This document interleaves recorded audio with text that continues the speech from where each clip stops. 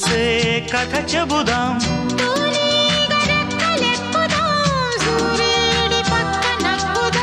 కూదేటి కొమ్ము వెతుకుదాం, బంగారు జింక నడుగుదాం.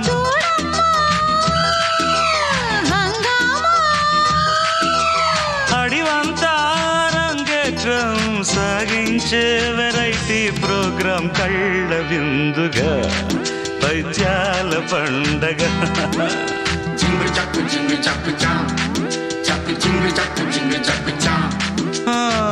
కన్యాకుమారి కనపడదా